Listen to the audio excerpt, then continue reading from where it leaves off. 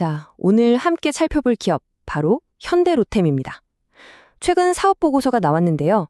투자자라면 꼭 짚고 넘어가야 할 핵심 내용들만 쏙쏙 뽑아서 알기 쉽게 풀어드리겠습니다.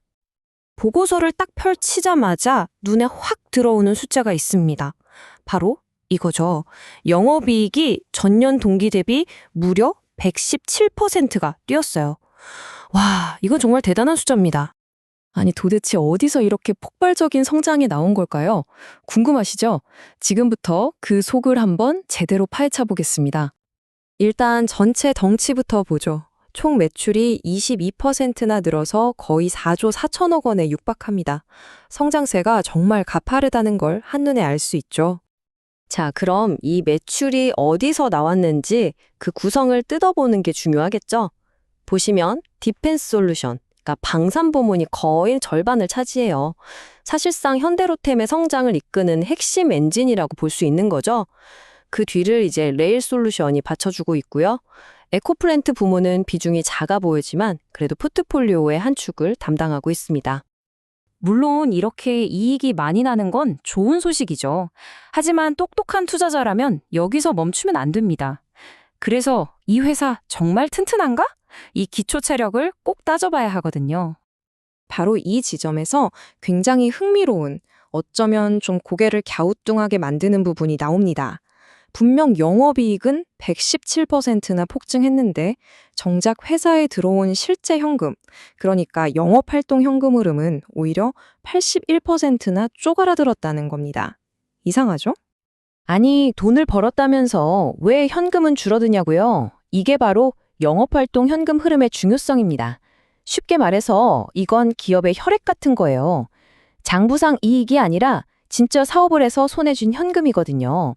이게 마이너스가 되거나 급격해지면 뭔가 문제가 있을 수 있다는 신호로 봐야 합니다. 그럼 그 많던 현금은 다 어디로 갔을까요?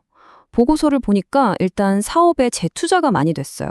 예를 들어 폴란드 K2 전차 수출 계약 같은 대규모 수주를 따냈으니 이걸 만들려면 미리 부품도 사놓고 재고를 쌓아둬야 하잖아요. 그리고 물건은 팔았는데 아직 돈이 안 들어온 돈, 즉 매출 채권도 늘어났고요. 그러니까 성장을 위한 투자였다고 볼 수는 있는데 과연 이 돈이 언제쯤 다시 현금으로 돌아올지는 계속 지켜봐야 할 부분입니다. 자, 그런데 현금 흐름만 보고 너무 걱정할 필요는 없어 보입니다. 재무상태표를 보면 또 긍정적인 신호가 있거든요. 바로 부채 비율입니다. 342%에서 283%로 눈에 띄게 줄었어요. 빚이 줄었다는 건 그만큼 회사의 재무 구조가 탄탄해지고 있다는 뜻이니까요. 자, 정리해보면 실적은 좋은데 현금 흐름은 좀 아쉽고 또 부채는 줄어들고 약간 엇갈리는 신호들이죠. 그럼 이 모든 걸 종합해서 과연 현대로템의 미래, 이 성장세를 계속 이어갈 수 있을지 한번 전망해 보겠습니다.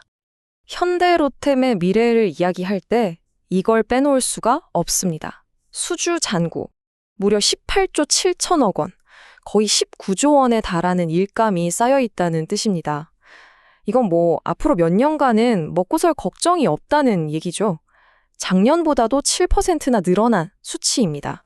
특히 디펜스 솔루션 부문이 강약한 이유 중 하나가 바로 이겁니다.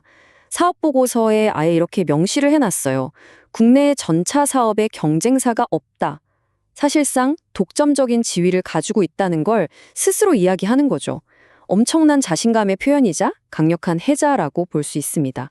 하지만 바로 이 점이 양날의 검이 될 수도 있습니다. 사업의 상당 부분이 정부의 국방 예산이나 또 언제 어떻게 바뀔지 모르는 국제 정세 그리고 수출 계약에 달려 있다는 거죠. 이건 회사가 통제하기 어려운 외부 변수, 즉 리스크 요인입니다. 자, 그럼 다른 사업 부문은 어떨까요? 레일 솔루션, 즉 철도 부문도 강점이 뚜렷합니다.